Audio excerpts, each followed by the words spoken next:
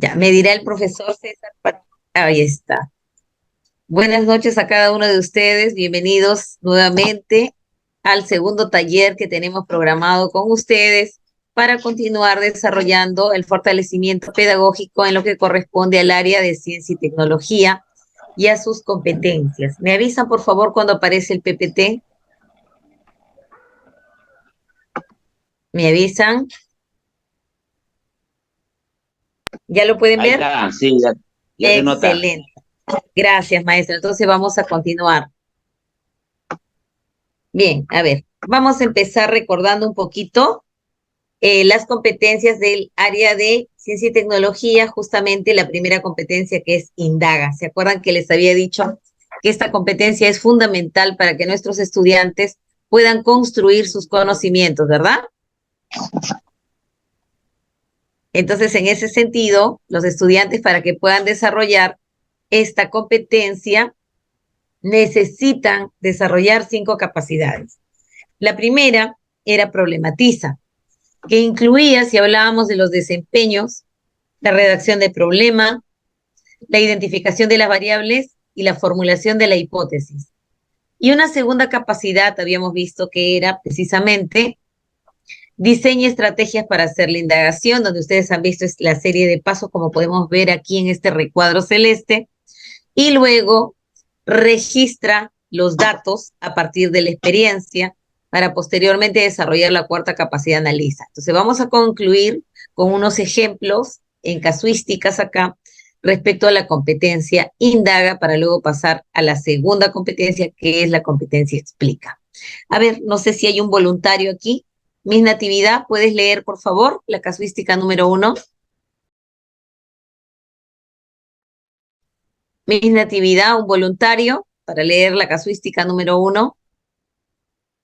Yo, maestra. Gracias, Miss. Gracias, Miss Irma. Adelante. eh, Uno, como parte de una de las sesiones de aprendizaje de la unidad didáctica, un docente realizó con los estudiantes la siguiente actividad. 1. Abrió una botella de una bebida gaseosa amarilla que está a temperatura ambiente y rápidamente llenó 2 vasos iguales hasta la mitad de su capacidad. 2. Agregó agua caliente en uno de los vasos y agua fría en el otro vaso, hasta llenarlos. 3. Finalmente, solicitó a los estudiantes comparar la cantidad de burbujas que emergían en la superficie de cada vaso. 4. Repitió esa experiencia 3 veces más. ¿Cuál es el propósito principal de la actividad realizada por el docente? A. Que los estudiantes identifiquen que la temperatura influye en la velocidad de las reacciones químicas. B. Que los estudiantes identifiquen que la temperatura influye en la solubilidad de los gases. C. Que los estudiantes identifiquen que la temperatura influye en la presión de los gases.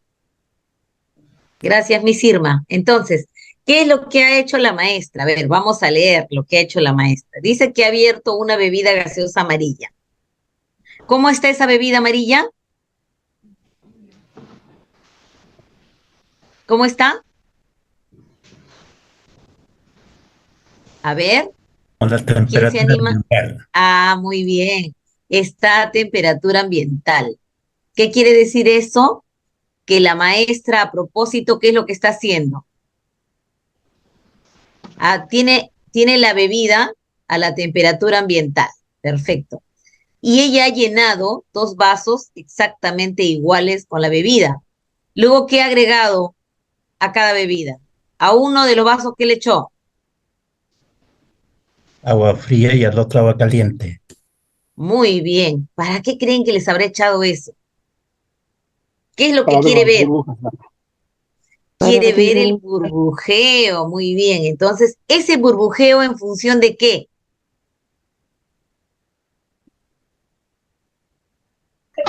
¿En función de qué?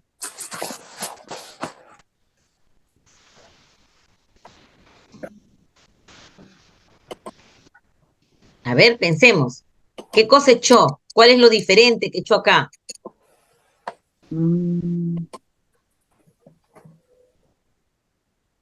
La temperatura. Bravo. Entonces, lo diferente aquí en esta experiencia, que a propósito la maestra propone, es la temperatura del agua que va a usar para mezclar con la bebida gaseosa. Por lo tanto, ¿cuál es el propósito?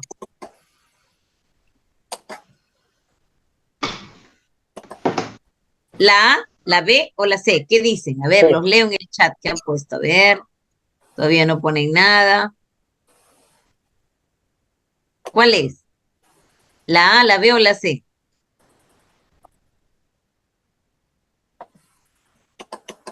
Que los estudiantes identifiquen que la temperatura influye, ojo, influye acá dice, en la velocidad de las reacciones. En la velocidad de las reacciones. O que identifiquen que la temperatura influye en la solubilidad de los gases. O que la temperatura influye en la presión de los gases. ¿Para qué la maestra habrá echado agua acá?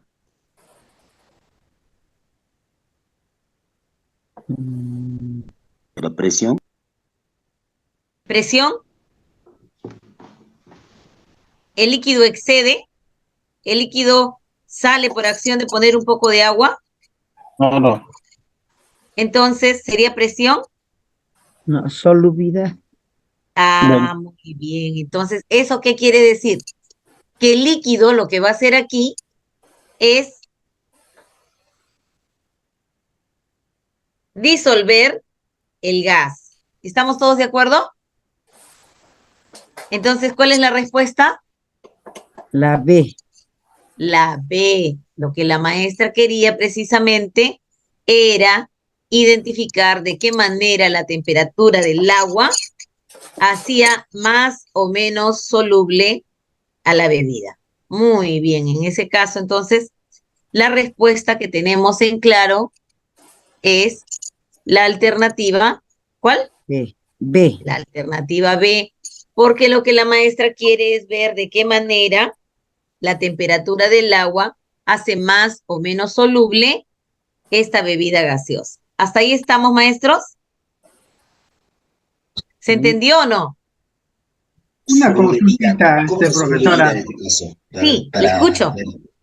¿Cómo identifico, o sea, qué rastros me ayuda para poder identificar esa respuesta? Ajá. ¿Qué ¿O dice tengo aquí? que tener conocimiento de la... No, está aquí, está aquí. Está en la misma actividad. Muy buena tu pregunta. En este caso, la situación está propuesta aquí. Mira, fíjate, dice, la maestra abre una botella de bebida gaseosa amarilla que está a temperatura ambiente. Ya te están avisando ya. Está abriendo una gaseosa a temperatura ambiente. Luego lo ha colocado en dos vasos que tienen el mismo volumen, dos vasitos iguales con el mismo volumen de gaseosa. ¿Hasta ahí estás? Dice que lo ha colocado hasta la mitad de su capacidad, o sea que los dos vasos están hasta la mitad. ¿Ya? Y allí viene la práctica, lo que ella hace con respecto a las variables. A uno de los vasos, que tiene la misma medida de gaseosa, están hasta la mitad del vaso, ¿qué cosa le he echado? A uno de los Agua vasos. caliente. ¿Y al otro qué le he echado? Agua fría. Aquí dice bien claro, fíjate, hasta llenarlos. O sea que ha llenado el vaso, lo ha completado al ras con agua. Por esta razón, justamente como los ha llenado al ras, tú vas a decir que aquí no hay presión.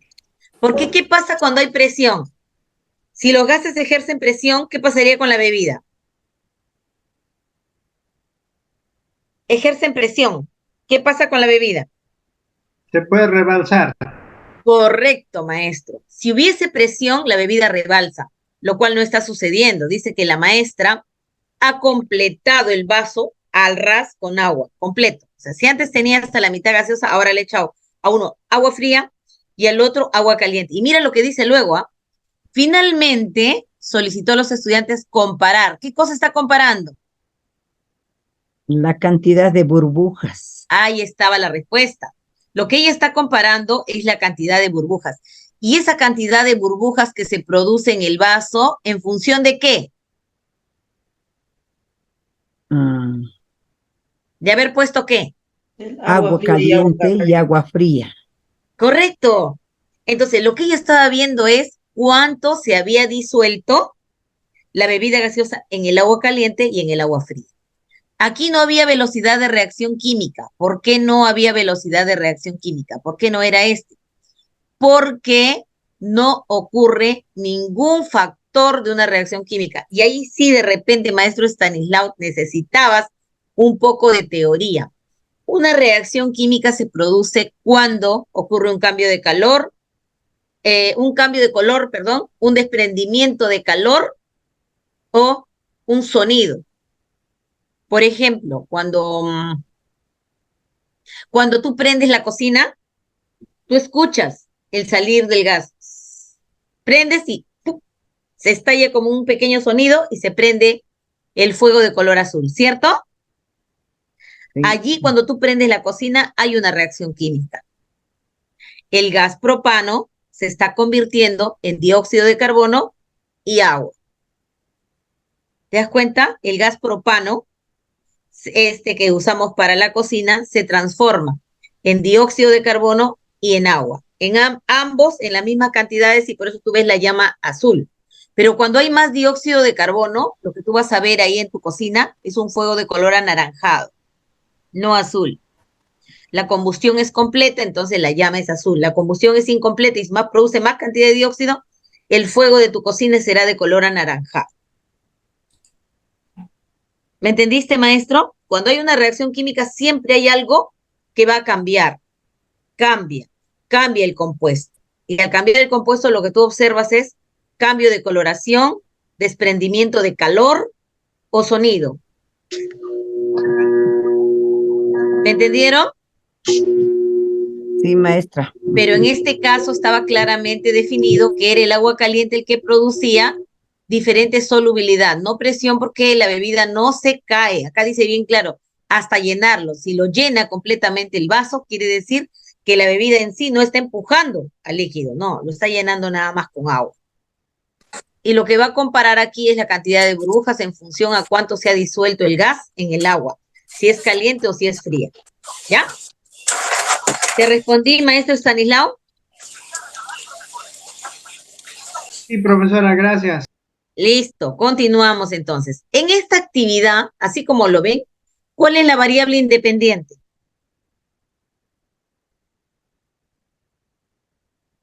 Los escucho, variable independiente. ¿Temperatura? ¿De quién? ¿De quién? ¿De quién, maestro Héctor? La temperatura del agua. Muy bien, Miss Rosa, porque acá también nos hablan de la temperatura de la gaseosa, pero lo que está cambiando aquí es la temperatura del agua. Agua caliente, agua fría. Entonces ya tiene la variable independiente. ¿Cuál es la variable dependiente? Ya tienes a la temperatura como La variable cantidad de independiente. burbujas. La cantidad de burbujas. Muy bien. ¿Y eso qué te indica? La cantidad de burbujas, ¿qué cosa te está indicando a ti? Eso es lo que tú observas, cantidad de burbujas. Pero ¿cuál es la variable dependiente? La cantidad de burbujas. Claro, eso es lo que tus ojos ven, la cantidad de burbujas. Pero ¿cuál es la variable dependiente? Ya, la solubilidad de los gases. Claro. Cuanto más se ha disuelto, menos burbujas verás. Cuanto menos se ha disuelto, más burbujas verás. ¿Me entendiste? Entonces, la solubilidad de los gases lo vas a ver en función de la cantidad de burbujas. Entonces, aquí, la variable independiente en este caso es la temperatura, porque eso es lo que está cambiando. Y al cambiar la temperatura del agua, entonces esa bebida se hará más o menos soluble. Y eso lo vas a ver en función de la cantidad de burbujas. La cantidad de burbujas lo que te va a demostrar es cuánto se ha disuelto los gases en el agua. Y eso es la variable. ¿Qué variable? Dependiente. Dependiente, muy bien. ¿Y cuáles son las variables de control? A ver, variables de control. Agua. la cantidad de agua, no el agua sí en general no, sino la cantidad de agua que tiene que ser la misma. Si bien es El cierto, una envase. está caliente y otra está fría, pero debe tener el mismo volumen que vas a echar a ambos vasos. Va uno. ¿Qué más? Buenas noches. La temperatura. Pero la temperatura es la variable independiente. ¿Cuál es la otra de control que tú tienes que controlar? Recipientes también podría ser. Los Pero si me recipientes. dices temperatura, Tamaño sí de habría vaso. de la Del vaso. temperatura Ahí. del agua no. ¿La temperatura de quién? El envase del agua. El envase También podría del ser agua. la temperatura de la gaseosa. Muy bien, maestro Stanislao. Ese es el control, que la gaseosa tiene que estar a temperatura ambiente. Vas uno, temperatura de la gaseosa. Vas otro también, la cantidad de agua que va a ir a ambos vasos. Sea caliente, sea fría, tiene que ser la misma cantidad. ¿Qué más? Alguien me dijo algo de los... Falta algo más. Y alguien ya lo mencionó. ¿Ah? Tamaño de vaso. El tamaño del vaso. Muy bien, maestro Héctor, el tamaño del vaso.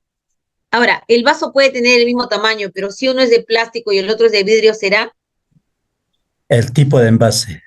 Muy bien, el tipo de envase que tiene que tener el mismo material. Esos que ustedes me han mencionado, temperatura de la gaseosa, cantidad del agua, capacidad del vaso, material del vaso, son las variables de control. ¿Ya? Muy bien, entonces, hasta ahí vamos bien. Eso es lo que ustedes tienen que identificar claramente.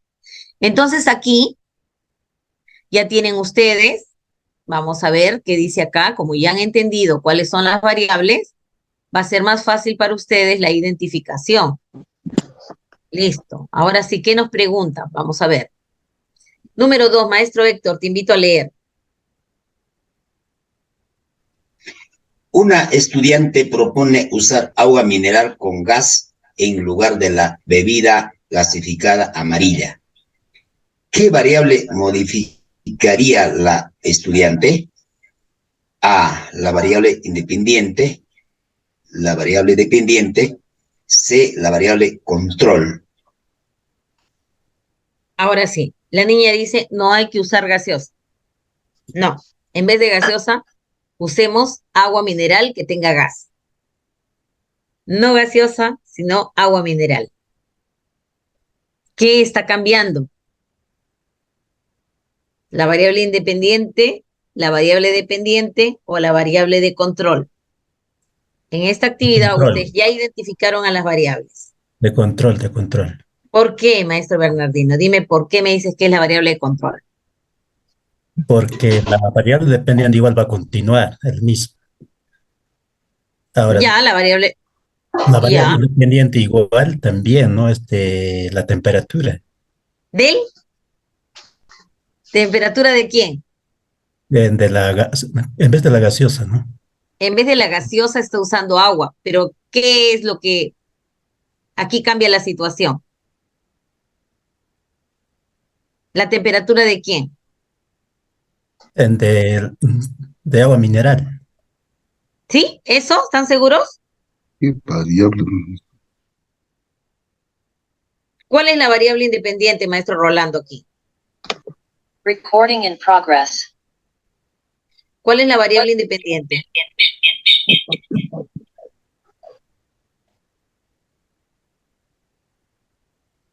Miren que ahorita lo hemos identificado, ¿ah? ¿Cuál es la variable independiente? La temperatura. ¿De quién? Hay dos temperaturas, mira. Del agua y la gaseosa. Muy bien, Miss, estás atenta. De Tenemos la- la temperatura de la gaseosa y tenemos la temperatura del agua. ¿Cuál es la variable independiente? Porque tú me has dicho solo la temperatura, pero aquí hay dos tipos de temperatura. ¿Cuál es la independiente? ¿La temperatura de la gaseosa o la temperatura del agua? La temperatura del agua. Ya, ahora sí estamos. Muy bien, maestro Hernando, con esa seguridad. La variable independiente es la temperatura del agua. Entonces, si yo tengo en claro que la variable independiente es la temperatura del agua, ahora a mí me están preguntando si la niña dice, en vez de gaseosa, usemos agua mineral con gas, sea, ya no gaseosa, sino agua mineral con gas. Aquí la pregunta es, ¿qué es lo que está cambiando? ¿Qué variable? Variable independiente. ¿Cuál era la variable independiente? Agua fría y agua caliente.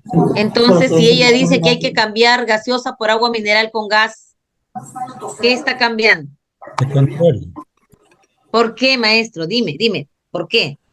Porque la gaseosa, antes la gaseosa era la variable de control. Variable independiente, independiente.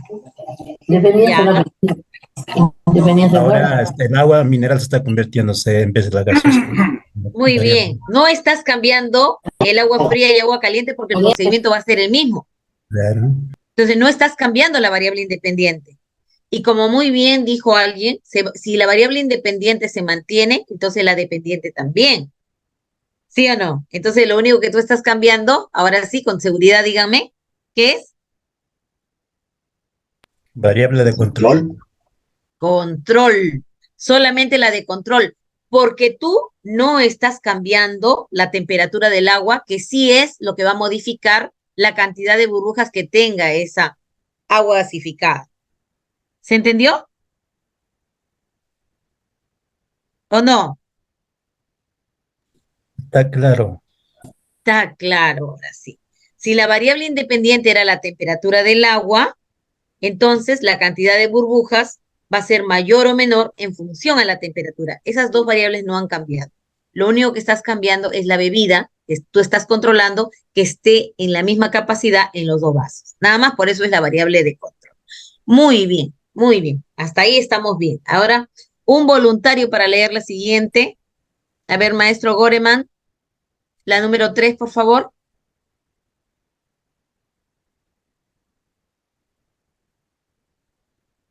Voluntarios, es el tiempo de ustedes, el tiempo es bien tirano, les Hola, cuento. hola. Ya, adelante, adelante. Buenas noches con todos. Luego de asistir a una función de teatro de sombras, los estudiantes de cuarto grado se han mostrado interesados en conocer más sobre la luz y las sombras. En este contexto, el docente solicita a los estudiantes que en equipos presenten propuestas orientadas a identificar qué aspectos influyen en la formación de las sombras. Uno de los equipos está interesado en saber cómo cambia el tamaño de las sombras. Para ello, propone la siguiente propuesta de indagación. ¿Ahí está, maestra? ¿Hasta ahí? Hola. ¿Hasta ahí nomás? Siga, maestro. Ya. 1. Buscaremos un cuarto oscuro. Luego conseguiremos una linterna. Después un lápiz de 15 centímetros de largo, sin borrador. Esto servirá de base para que pueda apoyarse en el piso. 2.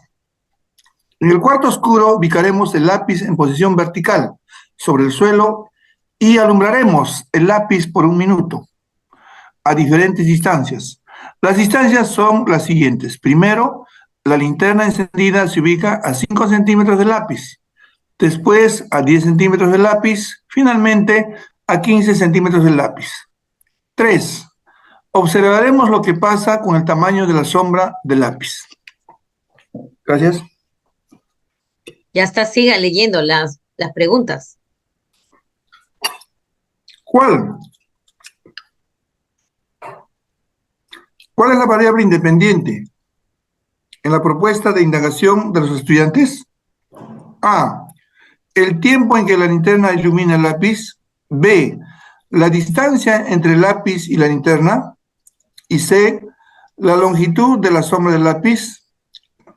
Gracias. Gracias a usted, maestro. Entonces, aquí tenemos clara la situación. La maestra les ha pedido una propuesta para que observen la relación entre la luz y las sombras. Y un equipo ha decidido observar cómo va a cambiar el tamaño de la sombra en función a la iluminación que se hace.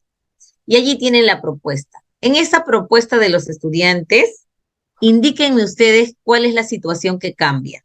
Tienen un lápiz, tienen una fuente de luz. ¿Cuál es la variable independiente que están proponiendo los estudiantes? El La, tiempo, no, la la distancia, distancia entre el lápiz y linterna o la longitud de la sombra en la pared. la distancia entre el lápiz y la linterna. ¿Por qué? ¿Por qué me aseguras eso? ¿Qué es lo que ellos están Hable cambiando? que se está manipulando, ¿no? Están manipulando la linterna. Primero, ¿a qué espacio? La distancia sobre todo. Claro. Primero, ¿qué espacio? Lo colocarán a, A 5 centímetros, luego, a 10 y finalmente a 15.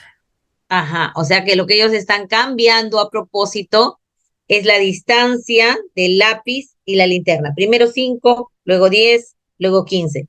Y en función a ello, observarán qué es lo que sucede con la sombra, ¿cierto? ¿Todos están convencidos? ¿Los escucho? Sí, Sí, dice el maestro Héctor. Solo el maestro Héctor y las mujeres no dicen nada. Miss Ana, Sí, sí, sí, estamos convencidos. está claro. Ajá. Entonces, lo que cambia en una propuesta, esa es la variable independiente. Y el efecto de este cambio, ¿qué cosa llega a ser? La variable Dependiente. Independiente. dependiente. Muy bien, excelente, excelente. Y en esta propuesta, ¿cuál sería la variable dependiente? La longitud de la sombra. La sombra. Muy bien, la longitud de la sombra, no la sombra, la longitud, el tamaño que va alcanzando la sombra. Muy bien, entonces acá tenemos claramente definida. Sí, no se olviden esto, ¿eh? Eso es un secretito. Si la distancia de la linterna hacia el lápiz cambia, entonces la longitud de la sombra también va a cambiar, ¿ya? Ese es el sí. Profesora, Entonces. buenas noches. ¿Puede repetir, por favor? Claro que sí, mi Rosa, claro que sí. Escúchame bien, ahí viene el secreto. Eso me sirvió a mí bastante para darme cuenta cuando recién iniciaba con la indagación. Para reconocer una relación causal, usa esta premisa. Sí, ahí viene la variable independiente, entonces ahí viene el efecto, lo que es la variable dependiente. Entonces, aquí en esta propuesta, ¿qué dicen los estudiantes? Si cambiamos la distancia de la linterna hacia el lápiz, entonces cambiará. Aquí está lo otro. ¿Qué cambiará? El tamaño. De la sombra. El tamaño No la de sombra. La sombra no cambia, sino la longitud o el tamaño de la sombra.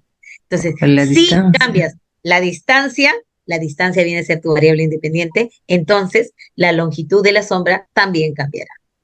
¿Te das cuenta? Ahora sí, ¿me entendiste, mi Rosita? Más o menos. Más o menos. Ya. Yes. Sí. Dime, maestro Gorema, ¿tú sí entendiste? Sí. Muy bien, te felicito. Mira, mi Rosita, escucha atenta porque acá está la respuesta. La maestra les está pidiendo a ellos, ¿ya? Que hagan una propuesta para relacionar lo que hay entre la luz y las sombras. Y en esa propuesta, los niños han dicho que se van a ir a un cuarto oscuro, van a colocar un lápiz y a ese lápiz lo van a alumbrar. Lo van a alumbrar por espacio de 1 minuto. Siempre será 1 minuto. Pero van a cambiar. ¿Qué cosa van a cambiar? La distancia entre la linterna y el lápiz. Primero lo van a colocar a 5 centímetros, luego a 10 y luego a 15. ¿Para qué colocan la linterna cerquita a 5, luego a 10, luego a 15 centímetros? Para ver el tamaño. Eso, ¿de quién?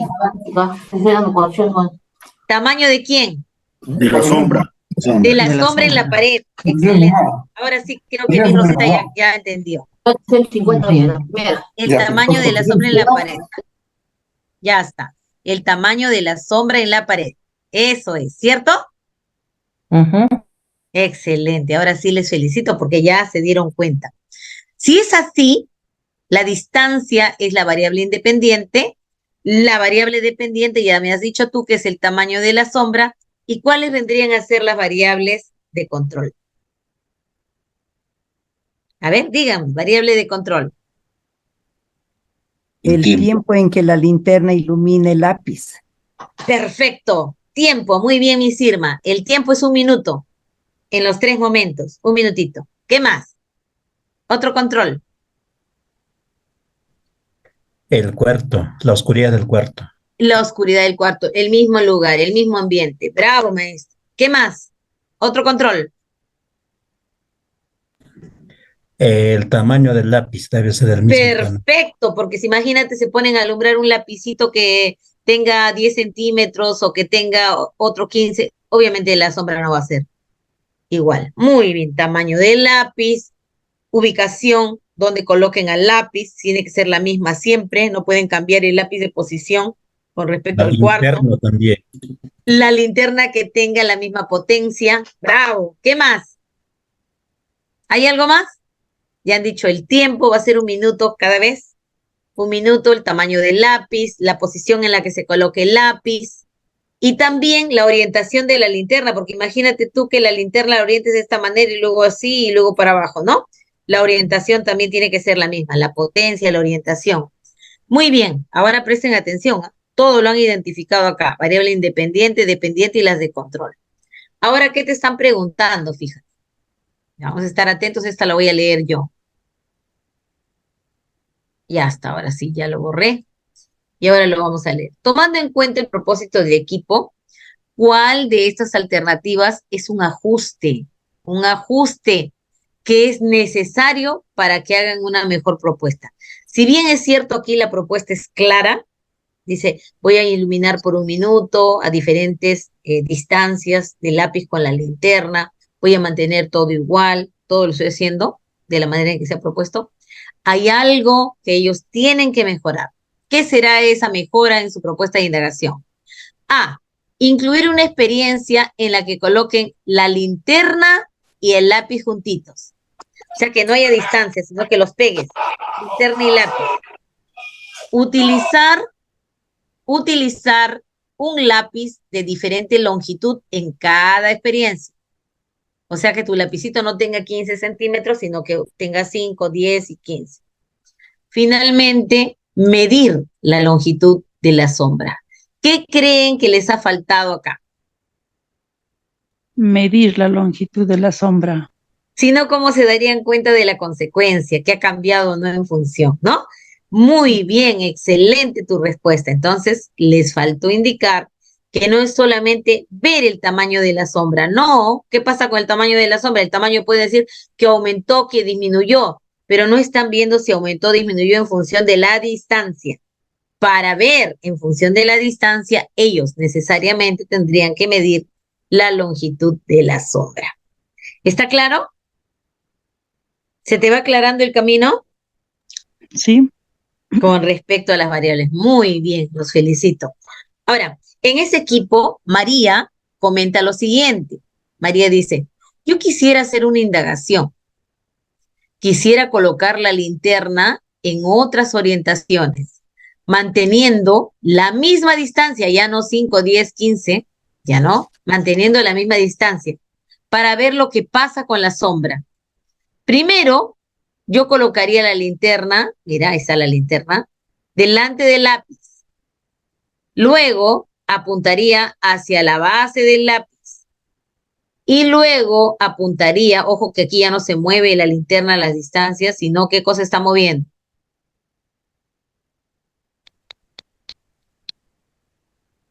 ¿Qué es lo único que está moviendo? Lápiz. ¿El lápiz? Antes la linterna estaba 5, 10, 15. Ahora, ¿qué está haciendo?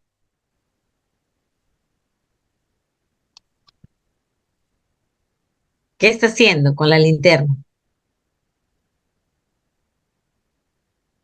Está apuntando. Hacia la punta, hacia la base y también a la misma distancia del lápiz, ¿verdad? De frente al lápiz. Delante. En esa situación, ¿qué variable está modificando? ¿Qué variable está modificando? ¿La independiente, la dependiente o la de control? La B, dependiente. La dependiente De control. de control. La Si tú no independiente. cambias la distancia, ahora apuntas arriba, abajo y de frente. Independiente. Independiente. Ahora sí, ya ven, ya estamos hablando de lo mismo. ¿Qué cosa? La variable, todos juntos, la variable. Independiente. Ahora sí les quedó claro, ¿ven? Si cambia, ya no son las distancias, sino que ahora la orientación es la que va a cambiar para ver el tamaño de la sombra, está variando la variable independiente. ¿Te diste cuenta? Es lo mismo que está proponiendo, solo que esta vez ya no va a separar, sino que va a cambiar la orientación. Y si es la orientación la que cambia, es la variable independiente. ¿Está más claro? ¿Te va aclarando el panorama o todavía no? Más o menos. Más o menos. No te olvides esta premisa. Si cambio la orientación de la linterna con respecto del lápiz, entonces cambiará también el tamaño de la sombra. Eso no está variando. El tamaño de la sombra va a seguir siendo la variable dependiente, pero en función a este cambio que es ahora la orientación. Esto es. Bien. Ahora sí necesito un ayudante. A ver, un voluntario para leer.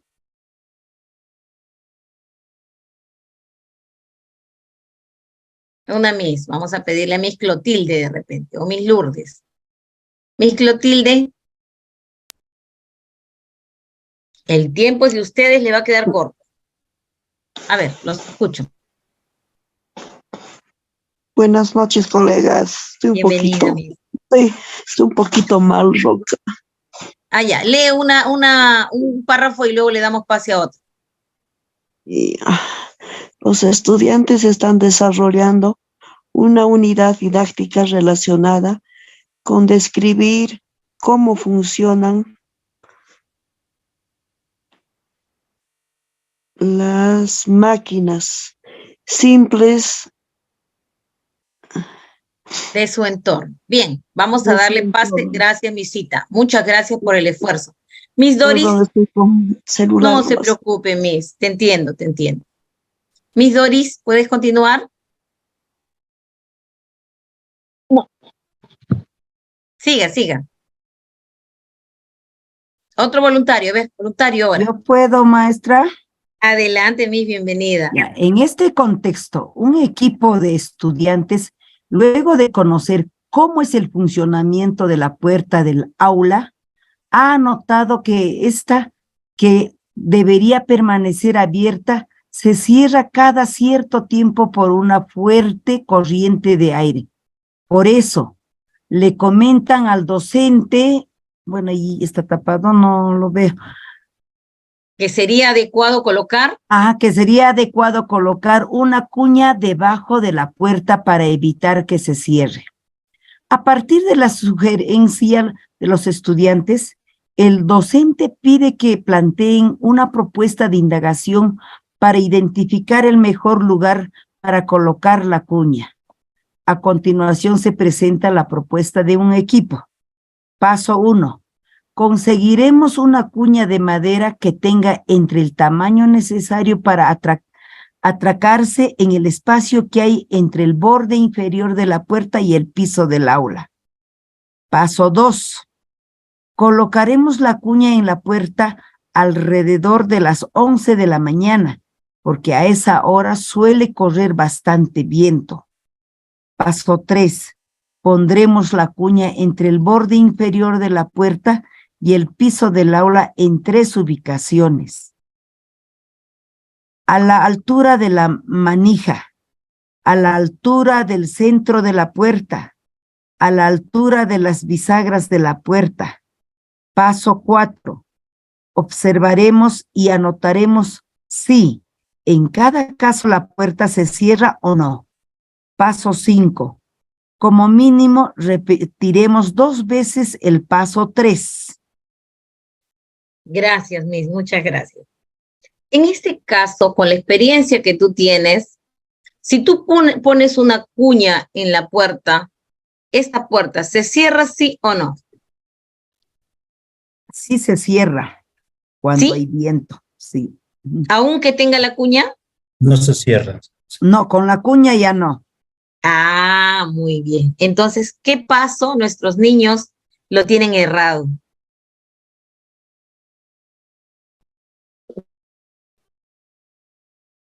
Hay un ajuste que tienen que hacer porque hay un pequeño error. ¿Qué paso de esta propuesta está errado? El paso 1, ¿El paso 1 está errado? Ellos van a me conseguir parece que una sí, cuña. porque dice una cuña, no dice 3, porque necesita 3 cuñas. O no sé. Solo es una. La manipulación de las cuñas, de la cuña. Eso es. Va a manipular las cuñas.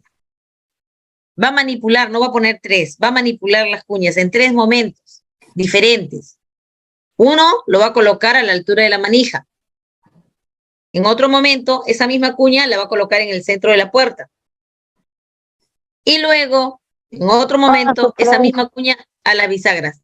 ¿Qué paso se equivocó nuestro niño? A la altura de las bisagras de la puerta. Esos son los lugares donde va a colocar la cuña. Hay uno nada más que se equivocó, un paso. ¿Cuál será? ¿El paso 1, paso 2, paso 3, paso 4 o paso 5? En este caso sería el 3. El 3. ¿La ubicación de la cuña está errada? No, ¿No podría observar? No precisa que es la misma cuña que están poniendo en diferentes sitios. Pero acá dice, pues, el mínimo van a repetir ese paso 3. Van a colocar a esas alturas. Ubicaciones, ¿está claro? Bueno. 3 ubicaciones. Hay un solo error, un paso está errado. Entonces sería el 2, porque dice, colocaremos la cuña a las 11 de la mañana. Y las otras cuñas, ¿en qué momento lo colocan?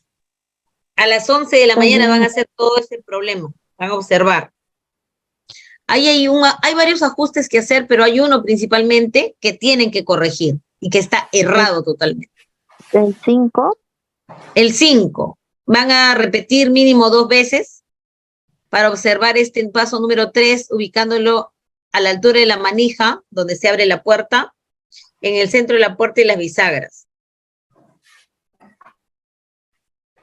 Hay algo que no está bien. Les voy a leer y ustedes me van a decir, ¿ya? Paso 1, conseguir una cuña de madera que tenga un tamaño necesario para atracarse en ese espacio que hay entre la puerta y el borde del piso. Paso 2, colocar la cuña en la puerta alrededor de las 11 de la mañana cuando hay bastante viento. Paso 3, pondremos la cuña en el borde inferior de la puerta y el piso en 3 ubicaciones. Primero, a la altura de la manija, luego en el centro de la puerta y luego a la altura de las bisagras. Paso 4, observaremos y anotaremos si en cada caso la puerta se cierra o no. Paso 5, como mínimo repetir 2 veces el paso 3. Si bien es cierto hay que hacer algunos ajustes, hay uno que está errado. El paso 2. El paso 5. ¿Colocar la cuña? Colocar la cuña en la puerta alrededor de las 11 de la mañana. La cuña, o sea, una sola no. Pero ellos hablan de las 11 porque es ese lapso en el que le van a colocar, no necesariamente 11 en punto, sino puede ser 11, 11 y 5. A esa hora corre bastante bien. Alrededor. Bien, porque es el momento propicio para probar. Ajá, para que ellos puedan probar, correcto. A esa hora, ¿qué pasa normalmente si ellos no ponen la cuña? Se cierra la puerta. La puerta se cierra. Corre aire. ¿Para qué ponen la cuña? ¿Para qué ponen la cuña? Para que no se cierre. Para que no se cierre. Entonces, ¿cuál es el paso que está errado ahí? Observaremos y anotaremos si en cada caso la puerta se cierra o no. Se sabe que la puerta ya no cierra porque está en la cuña. Entonces, ¿cuál es el paso errado? El 4. El 3. Fíjate, el profesor acaba de explicar. El 4, es el 4.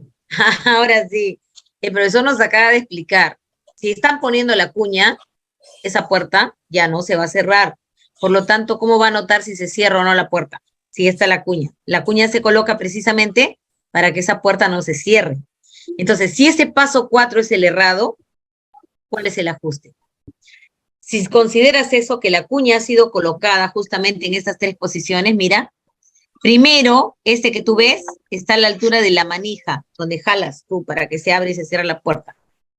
La otra cuña, en otro momento, lo están colocando en el medio de la puerta, y el otro lo van a colocar a la altura de las bisagras. Ya, ahí está la bisagra, que se ha sacado para que lo veas. En realidad debería estar ahí, a la altura de las bisagras, en el mismo espacio. ¿Ya?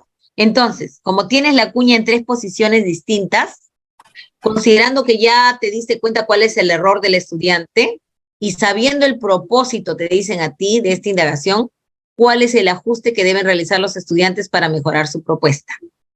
A.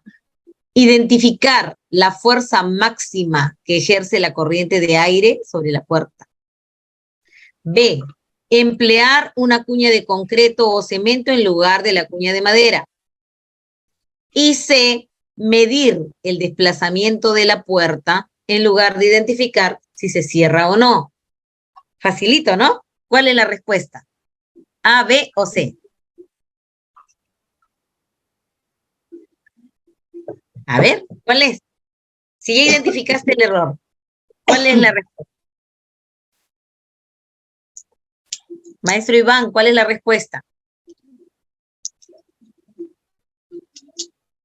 Maestro Eric, ¿cuál es la respuesta? A, B o C.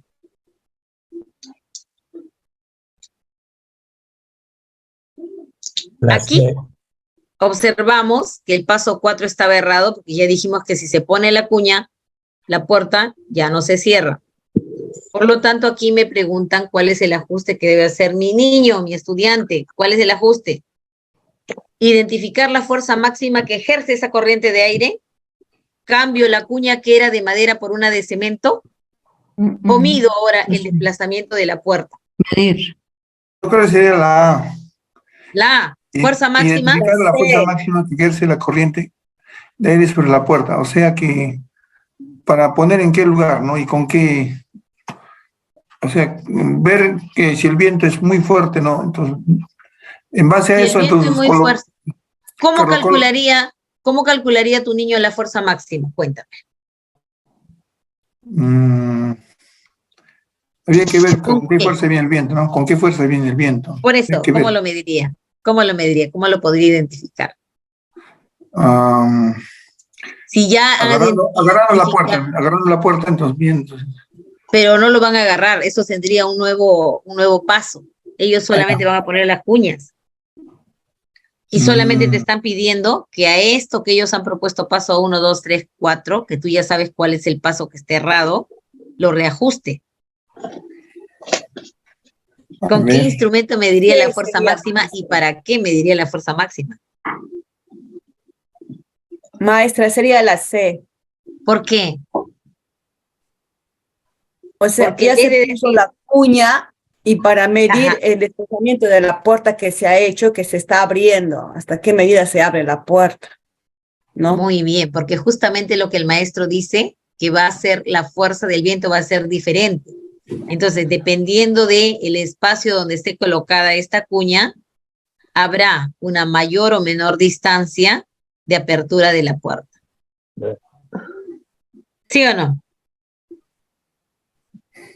La puerta debería cerrarse con la fuerza del aire, pero ahí está una cuña, por lo tanto no se va a cerrar, pero sí se va a desplazar. ¿Dónde se desplaza más la puerta? ¿Cuando está a la altura de la bisagra, cuando está en el centro de la puerta o cuando está a la altura de la manija? Eso, entonces, en vez de decir si se cierra o no, lo que tiene que medir es el desplazamiento de la puerta respecto a la cuña, la posición de la cuña. ¿Se entiende o no se entiende, queridos maestros? Exactamente. ¿Sí entiendes? Como la puerta no se va a cerrar, es que no es que digas, si se cierra, no se cierra, porque igualito en ningún caso se va a cerrar. Pero lo que sí los niños tendrían que modificar aquí en su propuesta, la modificación que tendrían que hacer, no me hace caso porque eso está activado, ahora sí. La modificación que tienen que hacer estos niños precisamente es aquí, en el paso 4. Observaremos y anotaremos si en cada caso la puerta se cierra o no. Ellos ya no van a decir esto, si se cierra o no. Ahora, lo que ellos van a decir, mediremos cuánto se desplazó la puerta, porque se iba a cerrar, pero como no se cierra, con cuánto se ha desplazado aquí, qué distancia hay entre la puerta abierta hasta el movimiento que hace acá. ¿Cuánto de aquí? ¿Cuál alcanza mayor longitud, mayor fuerza? En ese lapso tú vas a poder ver la fuerza que ejerce el viento en función a la posición de la cuña. ¿De acuerdo? Entonces, eso es. Si se cierra o no, porque ya no se va a cerrar, lo que hay que medir es cuánto la puerta se desplaza en función a la posición de la cuña. Nada más. Entonces, ya tenemos, muy bien lo han dicho ustedes, sería la C. ¿Por qué no medimos la fuerza máxima? ¿Con qué instrumento mediría la fuerza máxima? ¿Y para qué serviría si ya sabes que el viento sopla a esa hora? Más fuerte que durante las demás horas del día. Y el hecho de cambiar una cuña de concreto o cemento no cambiaría la situación porque igual es una cuña. Simplemente va a impedir que se cierre la puerta. ¿De acuerdo? Listo. Ahora sí, mis queridos maestros, esta parte de las variables, la problematización y el diseño, ya hemos terminado. Creo que de alguna manera les ha quedado claro. La causa es la variable independiente. La consecuencia, el efecto, es la variable dependiente. Y todo lo que tú tienes que controlar es la variable interviniente. Ahora, estas variables lo que nos va a permitir a nosotros es descubrir qué teoría está inmersa en esa experiencia, o sea, con qué se relaciona, con qué principio, con qué fenómeno de la naturaleza se va a relacionar esa observación. Es decir, el niño construye su aprendizaje, descubre la teoría a partir de la experiencia. También va a ser capaz de descomponer estos procesos en sus elementos y descubrir las leyes, los principios científicos que están inmersos en esa observación. Cuando el niño experimenta, y de eso se trata la ciencia, que el niño aprende experimentando, va a poder describir y obtener datos que son cualitativos, color, olor, sabor, y va a usar todos sus sentidos para poder describir estas características. Y a la vez, al usar los instrumentos de medición, va a poder obtener datos cuantitativos que le va a permitir establecer estas relaciones. Entonces, en ese sentido, es importante que a partir de una experiencia el estudiante siempre detecte datos, los analice y pueda sacar conclusiones que respondan a la pregunta problematizadora. Vamos a ver un ejemplo, ¿ya? Para que ustedes puedan ver cómo se da ese recojo de datos y ese análisis de datos. Un docente quiere que sus estudiantes relacionen la influencia de la temperatura sobre el movimiento molecular. Para ello, ha preparado 3 vasos. En uno de los primeros vasos echó 100 mililitros de agua del caño. Luego le colocó una pastilla efervescente. Puso el cronómetro y lo paró una vez que se disolvió completamente la pastilla. ¿Qué ha medido aquí? El tiempo que se demoró en hacer efervescencia la pastilla. Y este proceso lo ha repetido de uno en cada vaso. Primero uno con agua helada y el otro con agua caliente. Pregunta para ustedes, estimados maestros. ¿Dónde se disuelve más rápido una pastilla efervescente? ¿En agua a temperatura ambiente? ¿En agua helada o en agua caliente? ¿Qué dicen ustedes? Agua caliente. ¿Por Caliente. qué? Dime por qué. Dime por qué. ¿Qué hay en el agua caliente? La temperatura le permite, ¿no?, que se disuelva rápidamente. ¿Por qué? ¿Por qué? ¿Qué tiene esa temperatura? ¿Qué hace? ¿Quiénes intervienen allí? ¿Qué pasa en el agua caliente si hablamos del comportamiento molecular? Háblenme de las moléculas. ¿Qué pasa en el agua caliente? Hay mayor movimiento de moléculas. Muy bien, Miss. Las moléculas están Excelente. más dispersas están las moléculas. Claro, están dispersas, están en movimiento, entonces cuando la pastilla efervescente llega, lo que hacen las moléculas es hacer que tenga mayor movimiento y por eso, como tú me estás diciendo, se disuelve más rápido. Entonces aquí tienen los 3 vasos. Uno, donde se le ha echado el agua del caño, temperatura ambiente. El otro, con agua helada, como tú ves acá. Y este último, lo que tiene es agua caliente. ¿Ya? Vaso 1, vaso 2, vaso 3. A los 3 se les ha echado la pastilla efervescente y se ha medido el tiempo. Obviamente, como ustedes me están diciendo, en el agua caliente va a haber una mayor efervescencia de la pastilla por el movimiento molecular del agua. Muy bien. ¿Y dónde va a demorar más? En el agua helada. En el agua helada. ¿Por qué? ¿Qué pasa con sus moléculas? No hay movimiento de moléculas. No tienen movimiento, entonces eso le va a impedir a la pastilla efervescente disolverse. Excelente. A partir de esa experiencia, los niños han graficado lo que tú puedes observar aquí.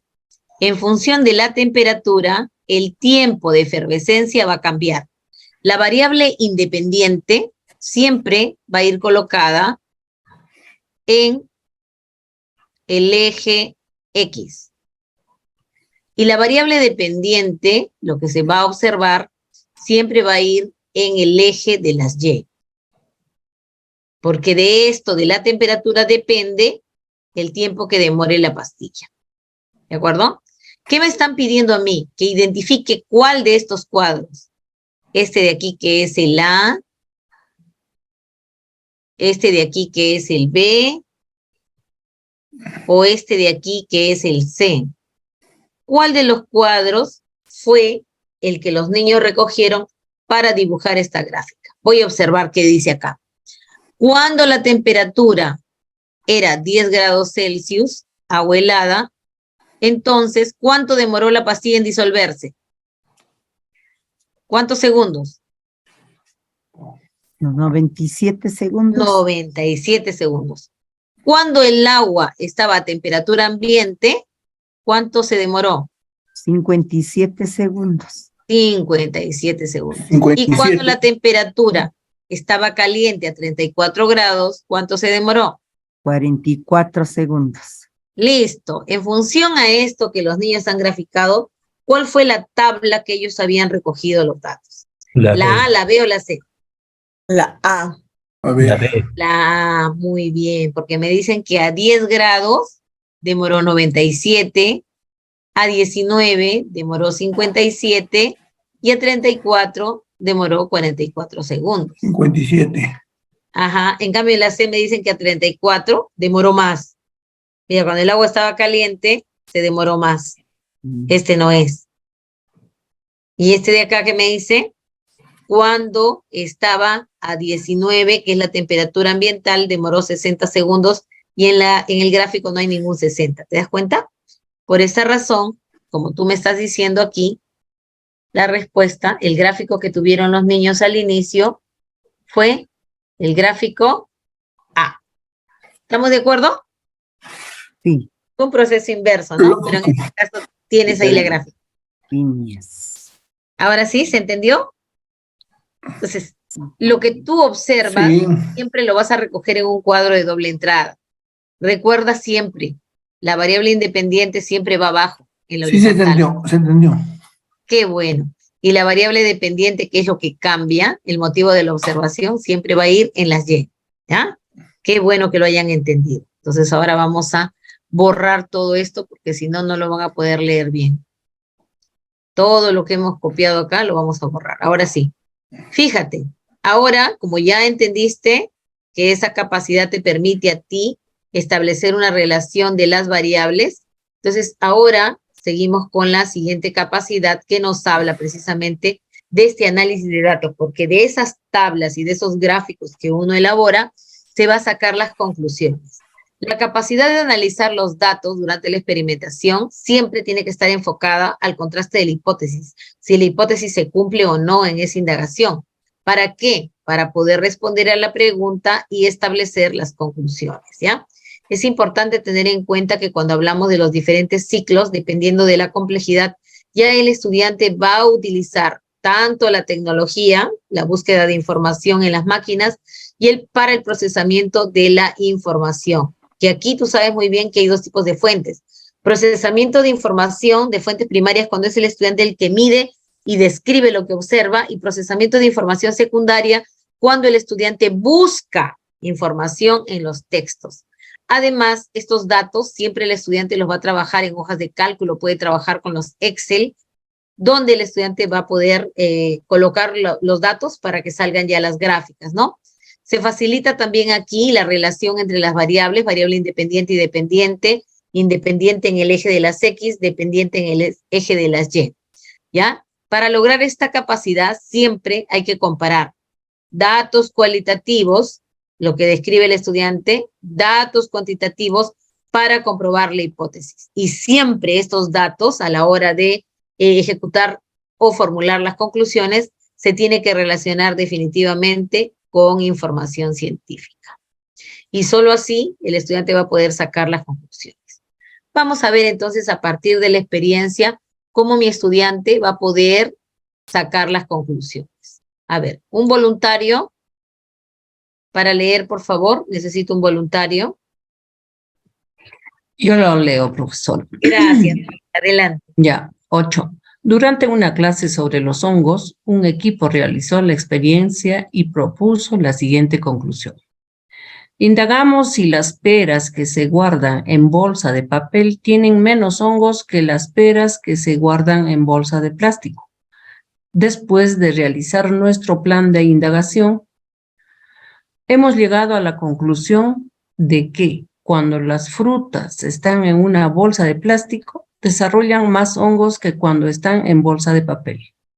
¿Cuál de los siguientes grupos de preguntas es pertinente que realice el docente para que los estudiantes identifiquen el error evidenciado en su conclusión? A. ¿Creen que la cantidad de ensayos realizados es suficiente para poder llegar a esa conclusión? ¿Cuántos ensayos más tendrían que realizar con las peras? B. ¿Cómo identificaron que existen mayor cantidad de hongos en las peras de las bolsas de plástico? ¿Han incluido esta información en su conclusión? C.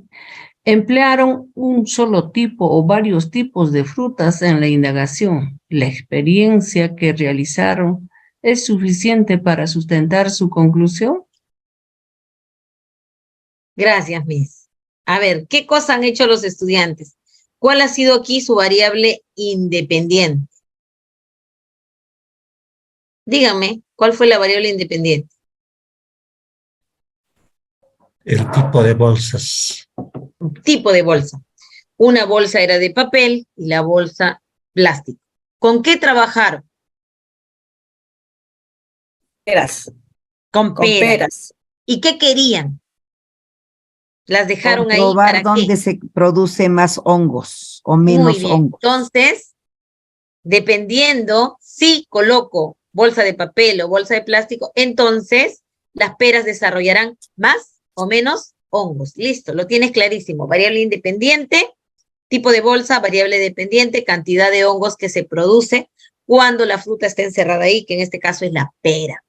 Pero los muchachos han sacado una conclusión. ¿Cuál es la conclusión final? Lee conmigo, ¿qué dice acá?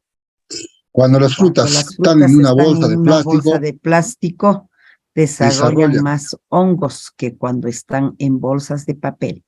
¿De qué están hablando? ¿De las peras? No, de la cantidad de hongos. De todas las frutas. Frutas. Ah, muy bien.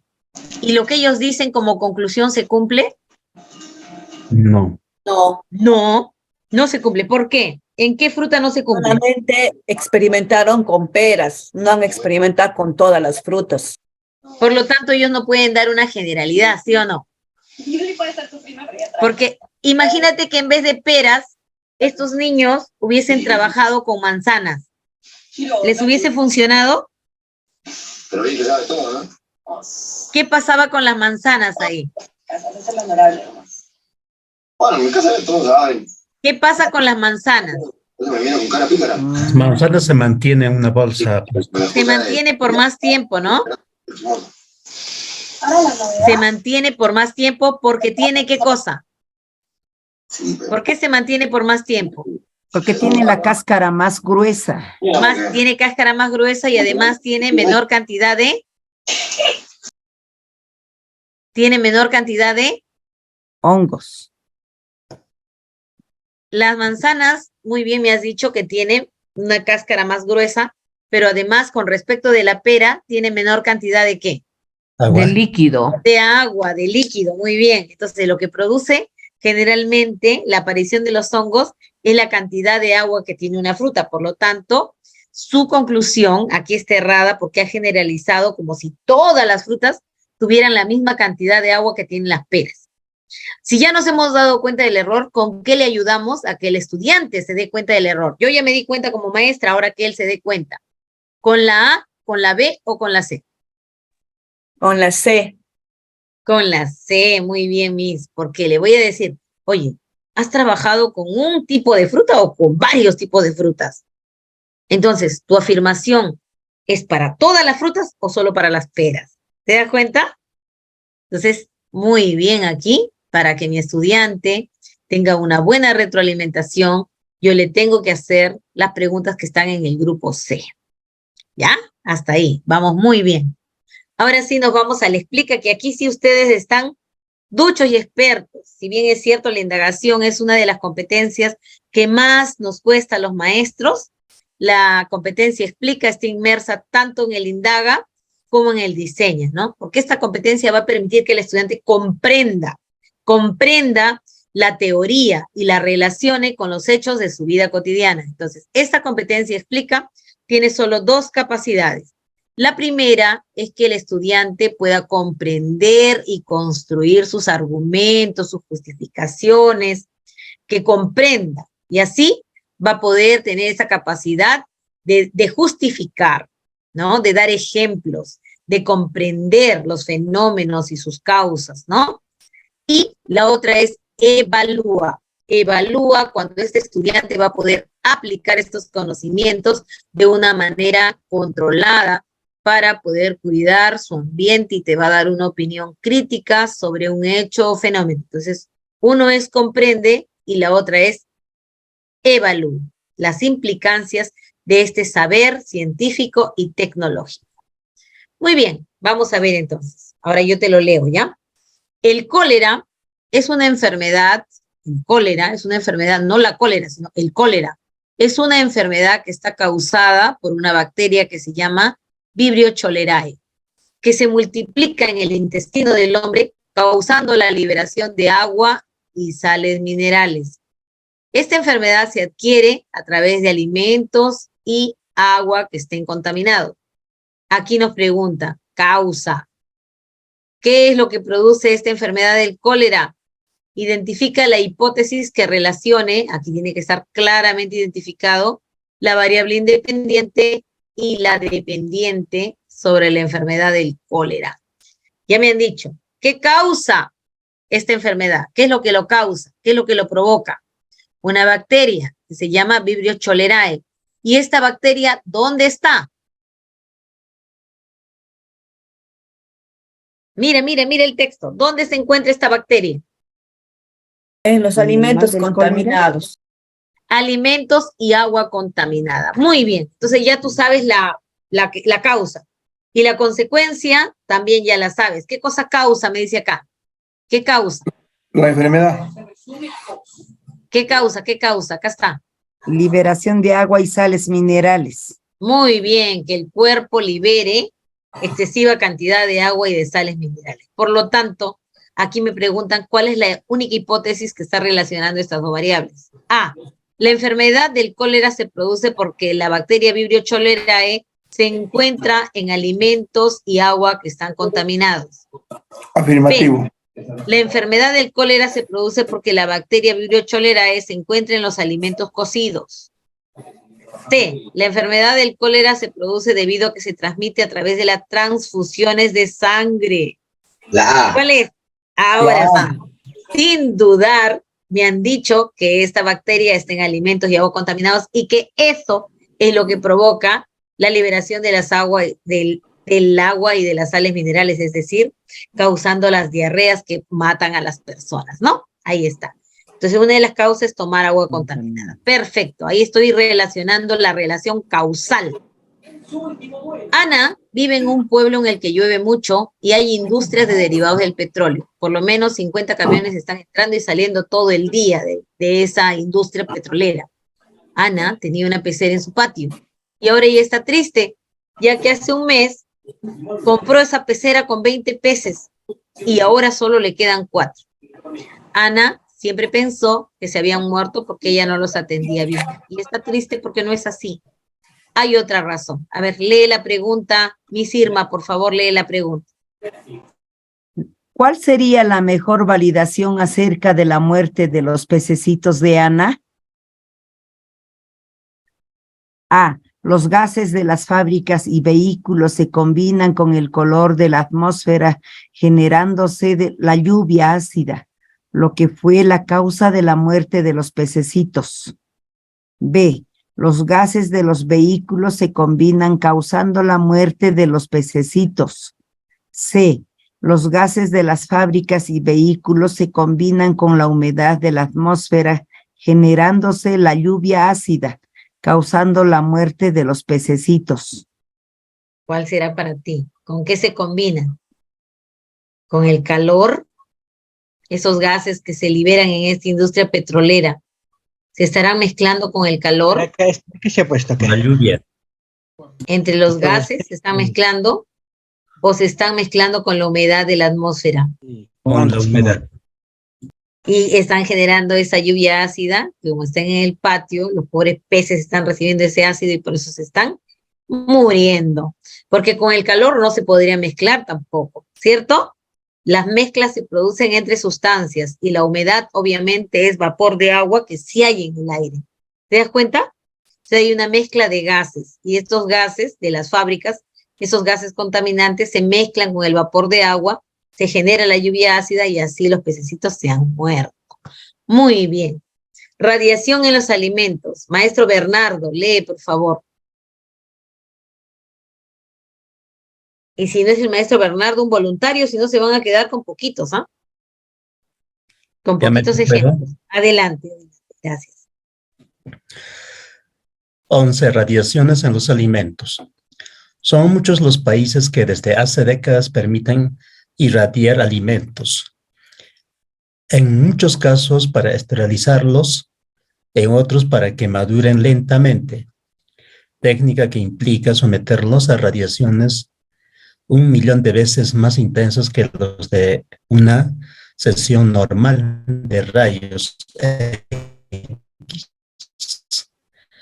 Aun cuando hay pruebas que pueden dar lugar a la producción de moléculas peligrosas para la salud como las ciglobutanonas y los furanos.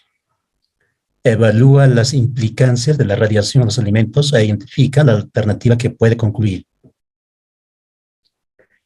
A. El uso de la radiación en los alimentos no es recomendable porque la dosis de radiación es muy alta. El uso de la radiación en los alimentos no es recomendable porque puede afectar la salud por la formación de moléculas peligrosas. C. El uso de la radiación en los alimentos resulta beneficioso porque prolonga el tiempo de maduración de los productos agrícolas y libres de bacterias. ¿Cuál sería para ustedes? Fíjense aquí, nos están hablando de las implicancias. Nos dicen que las radiaciones que se utilizan para ver nuestros tejidos blandos, como son los rayos X y las tomografías, son un tipo de irradiación, es decir, de radiactividad. Y esa radiactividad, ustedes han ido a los centros de salud, cuando van a la sala de los rayos X, ¿qué cosa dice en la puerta? A ver, ¿quién estaba atento? En estas salas donde toman rayos X, ¿qué cosa dice en la puerta?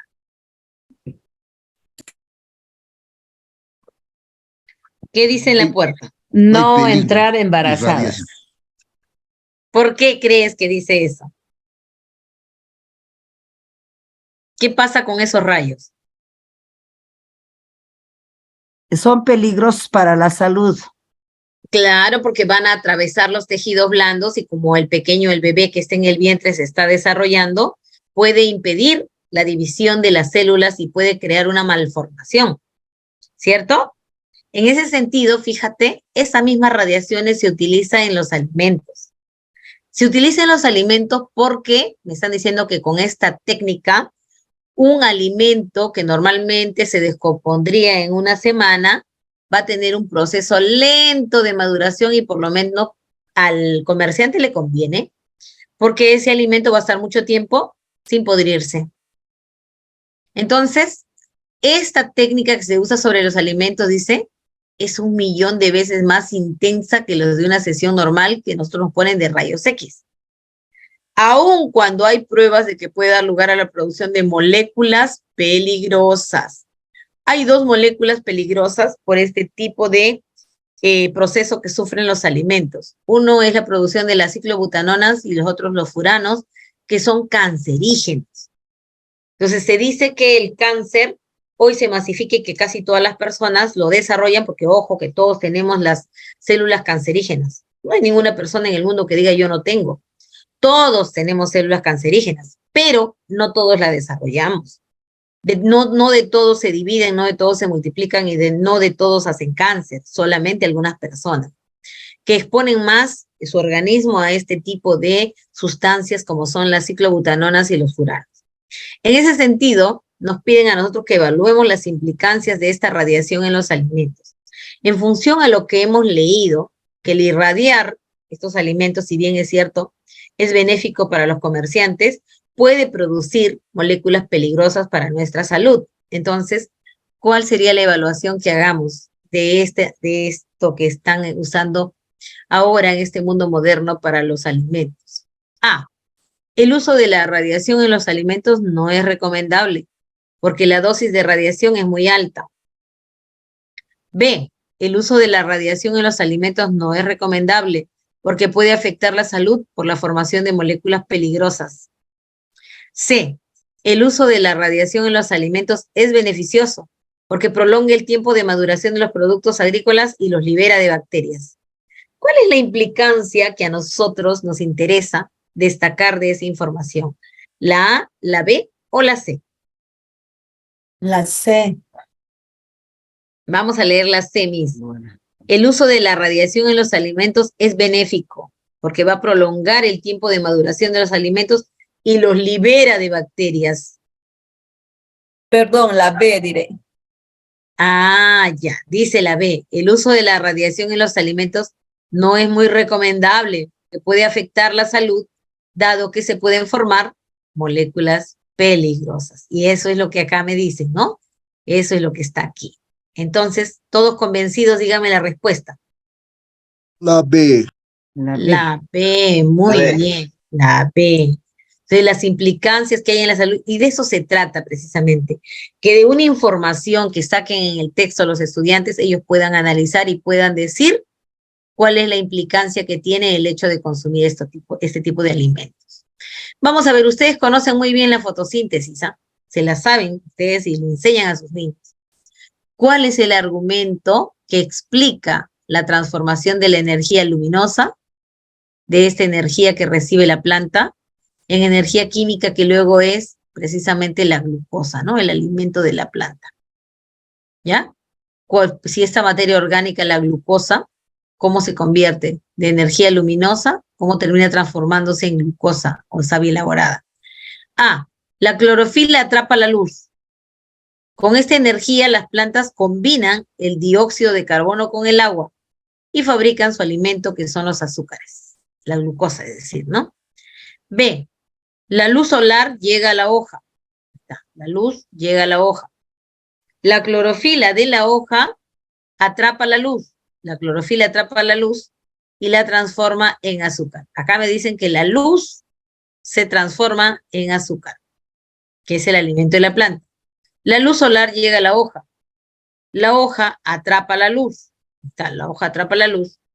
Y la luz es el alimento. A, B o C. La B. A. La B dice acá. Vamos a leer primero lo que dice el maestro y luego lo que dice la maestra.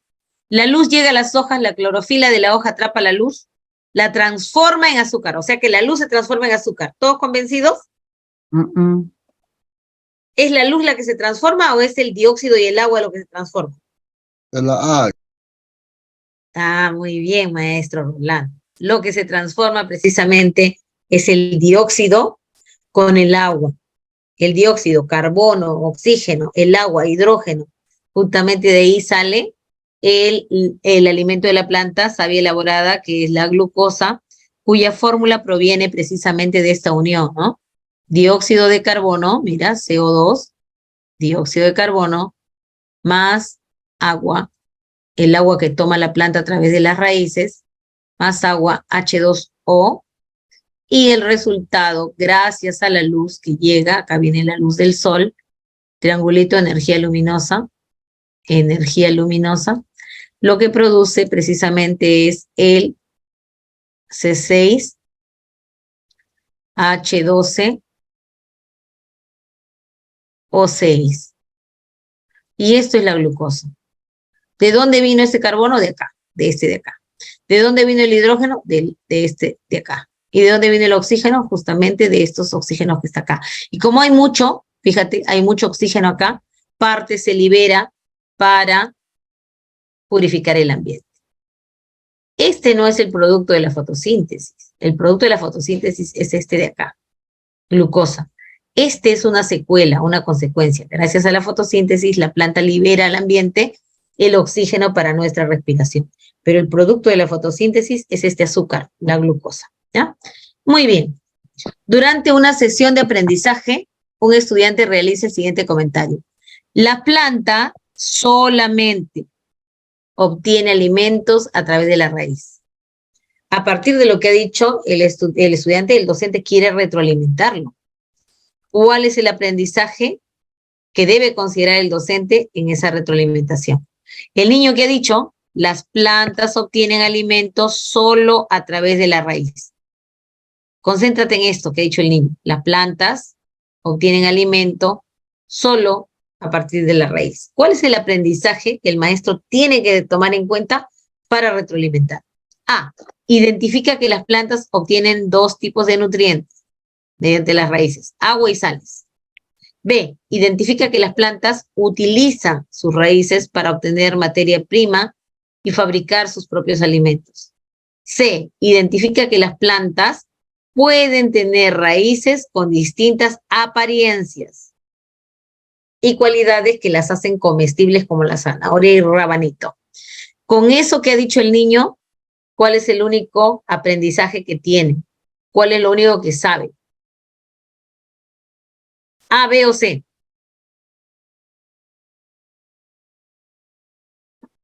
¿Qué ha dicho el niño? Mira, las plantas obtienen alimentos solo a través de la raíz. Aprendizaje del niño. La B. ¿Por qué? Dime por qué, Miss. Porque dice que las plantas utilizan sus raíces para obtener su materia prima o sus alimentos. No dice sus alimentos, ¿ah? Materia prima. Y eso le va a servir para fabricar ahora los alimentos. Entonces, en eso debe concentrarse la Miss, que sí ha identificado que la raíz permite a la planta obtener la materia prima. Y ahora tiene que retroalimentar para indicarle que ese no es el alimento, sino que esa materia prima le va a servir para fabricar sus propios alimentos. ¿Ya? Muy bien. Número 14 y facilito. Maestro Rolando, lee, por favor. Tiempo, voluntarios en todo caso. Yo no consumo fresas porque he visto videos en los que las larvas viven dentro de ellas. Las fresas se ven bonitas e intactas por fuera, pero una vez que las pones en agua con sal, salen larvas. La docente busca que el estudiante identifique el error evidenciando en su comentario. ¿Qué información debe proporcionarle? A. La descripción de las fases del ciclo de vida de la mosca de la fruta. B. Las técnicas para la limpieza doméstica de las frutas. C. Una lista de insectos que parasitan las frutas. Gracias, estimado maestro. ¿Cuál es el error que evidencian aquí en este comentario de los niños? Yo no consumo fresas, dice. Porque he visto, si pones a las fresas en agua con sal, salen larvas. ¿Cuál es el error del niño? Pensar que ¿qué? Que las larvas viven dentro. Las larvas, sigue, Miss, que las larvas. Las larvas viven dentro de ellas. De la fresa, ¿no? Y que siempre van a estar ahí. ¿En qué se convierten esas larvas? Después de un tiempo. ¿En qué se convierten las larvitas? En mosca. En mosca. Muy bien. O sea que esas larvas no todo el tiempo estarán en esa fruta, porque se van a convertir en moscas y saldrán de la fruta. Entonces, si ya sabes tú ese error, que el niño piensa que siempre las larvitas van a estar en las fresas, ¿qué es lo que tendrías que proporcionarle tú? ¿La A, la B o la C? Ya me respondiste, ¿ah? ¿La A, la B o la C? La A. La A, muy bien, Miss Lourdes. ¿Y para qué le damos la A, Miss Lourdes? Para que se dé cuenta para que las larvas no son eternas, ¿no? Que es una fase de de los moscos, ¿no? Claro, y que si lo lava bien, las larvitas van a salir de la fresa. No es que estén en el interior, sino que como las moscas se posan ahí en la fresa, van dejando sus huevitos y esos huevitos se transforman en larvas. Y luego esas larvas se transforman en moscas, lo cual quiere decir que las larvas no viven en la fresa, sino que están en la parte de encimita, en la parte superior. Muy bien su respuesta, entonces ya estamos claros. Esa es la competencia explica. Como parte de esta sesión de aprendizaje, la maestra les ha dado la siguiente actividad. Formó 4 equipos y a cada equipo le ha dado las siguientes etiquetas, porque la maestra es muy dinámica y les da cartoncitos con etiquetas. Plantas, conejos, serpientes y águilas. ¿A qué responden estos 4 elementos que he mencionado? Plantas, conejos, serpientes, águilas. ¿Qué conforman estos seres? La cadena alimenticia. Muy bien, Miss Irma. Excelente, cadena alimenticia. Y le dice a sus estudiantes, con estos seres que yo te he dado, conforma un ecosistema. Y que cada uno debe desempeñarse de acuerdo al rol que les ha entregado en esas tarjetas. Luego les pregunta, ¿qué se esperaría que suceda con las plantas, las serpientes y las águilas si repentinamente los conejos se reprodujeran hasta duplicar su cantidad? O sea, a mí le dice que analice qué pasaría si los conejos aumentan su cantidad al doble. ¿Qué pasaría? Entonces, ¿para qué les hace esta pregunta? ¿Cuál es el propósito que tiene la maestra? Vamos a ver. ¿Para qué les habrá hecho? ¿Qué pasaría si cada uno cumple su rol? Pero en este caso, los conejos se duplican.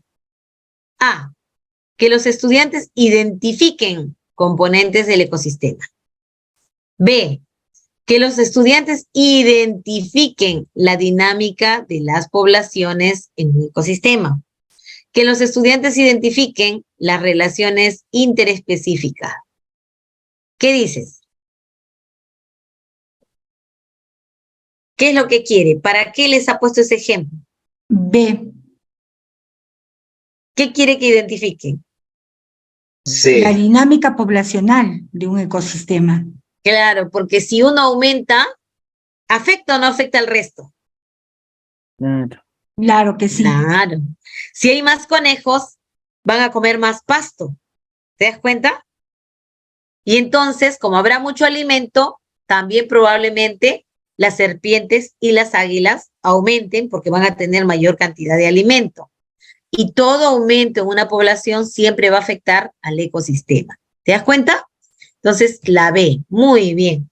En función a lo que ya se ha visto, la docente les ha dicho que ahora analicen la situación de las serpientes, los conejos, dentro del ecosistema. Y les dice lo siguiente.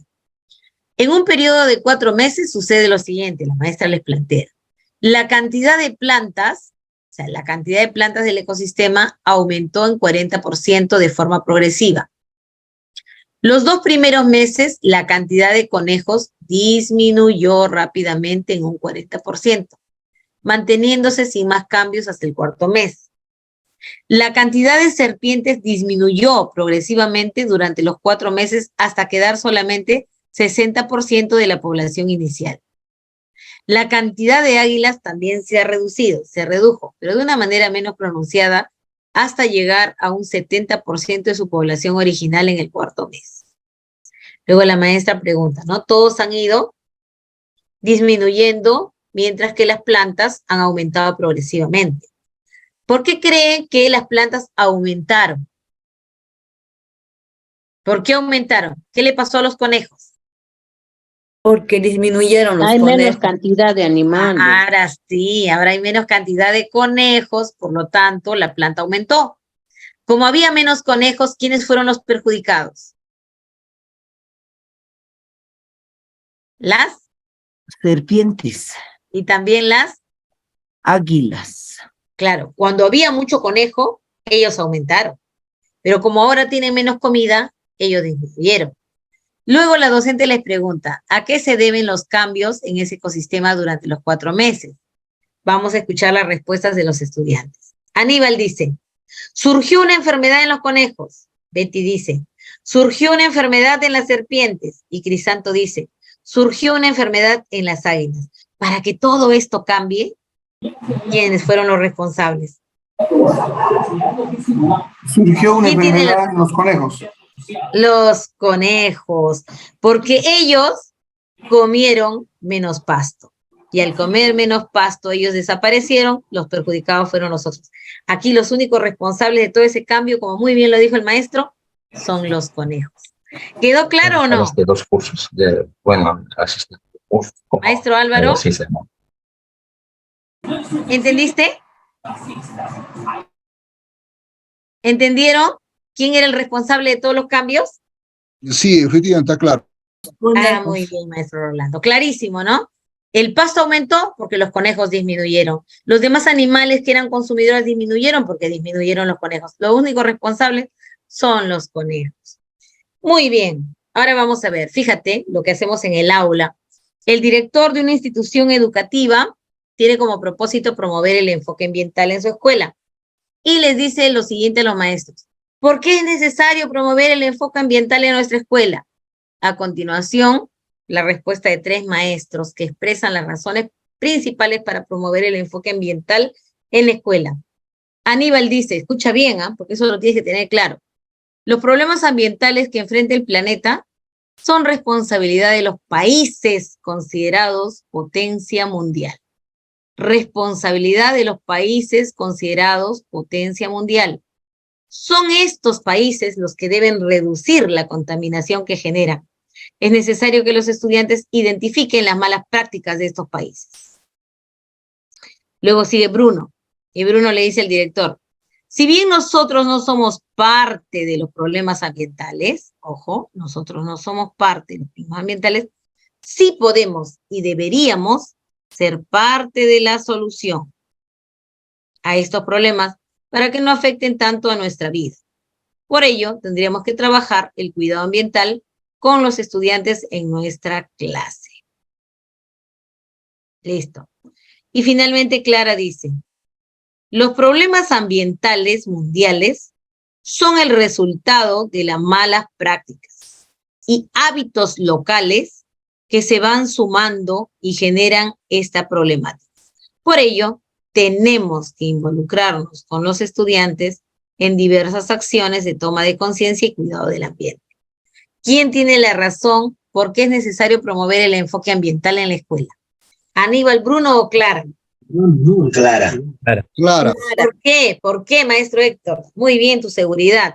¿Por qué, Clara? Porque los Ella estudiantes dice, tienen que otro involucrarse. ¿Ah? Involucra. Habla de involucramiento. ¿Qué más? ¿Ella echa la culpa a otros? ¿O qué dice? ¿De quién es la responsabilidad? Hay que ser consciente de las malas prácticas que uno mismo genera. O sea que ella no está echando la culpa a los países. Tampoco está diciendo que nosotros no somos el problema. Ella está diciendo son resultado de los hábitos de todos nosotros, los cuales se van sumando y ahondando esta problemática, ¿no? Por eso hay que involucrarnos en la solución. Entonces, muy bien, la acertada es Clara. ¿De acuerdo? Ahora seguimos. Las hierbas malas, ustedes la conocen. En el terreno, cuando ustedes siembran, siempre crecen hierbas malas, ¿ya?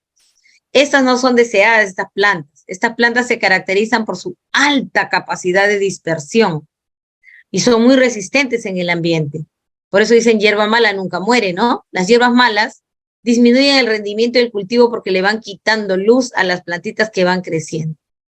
¿Qué relación hay entre las hierbas malas y el cultivo? ¿Será competencia mutualismo o parasitismo. ¿Qué dices? Parasitismo. Parasitismo, ¿las parasita? No sé. Mutualismo. Mutualismo, ¿se ayudan? Es bueno que haya Competencia, ¿Por qué? Competencia. ¿Por qué? ¿Qué le quita a la planta?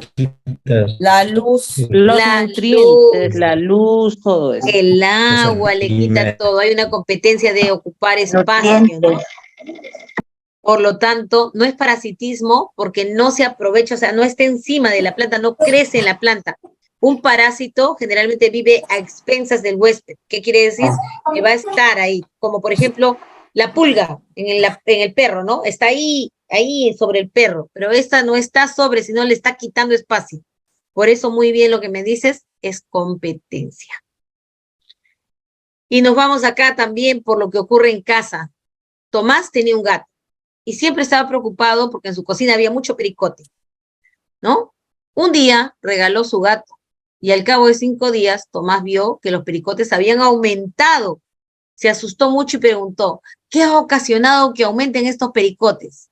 Del enunciado y en relación con la cadena alimenticia o cadena trófica, ¿qué debe aprender Tomás? El fin de una especie provoca el aumento de las especies que le servían de alimento y el equilibrio se altera peligrosamente. El fin de una especie produce la disminución de otra. El fin de una especie provoca el aumento de la especie que le servían de alimento y el equilibrio no se altera. ¿Cuál es? La A. A, B o C. ¿Por qué, Miss? ¿Por qué es la A? Porque cuando el gato lo regala, ya los ratones pueden aumentar y aparecer más. Ajá. Y se altera el equilibrio, ¿no? Claro. Se altera el equilibrio de la naturaleza. Muy bien, estimados maestros. Hasta aquí voy a quedarme. Estamos en la 19. Hay algunos ejercicios que los voy a retomar el día de mañana. Y ustedes se han dado cuenta que muchas veces las respuestas, ¿dónde están las respuestas? Si bien es cierto, yo como maestro tengo que tener un manejo disciplinar, muchas veces la información está inmersa en el contexto que se presenta. Por esta razón, ¿cuál es la recomendación? ¿Cuántas veces tienen que leer? Mínimo. ¿Cuántas? 2 veces. 2 veces. Ese es lo mínimo que ustedes tienen que leer. Pero 1 minuto ¿Y qué se han dado cuenta que hice? Tiempo. Cada vez que leía, ¿qué hacía? Subrayar. Hay que subrayar para encontrar la respuesta. ¿Y luego en qué me tengo que concentrar siempre? En la pregunta.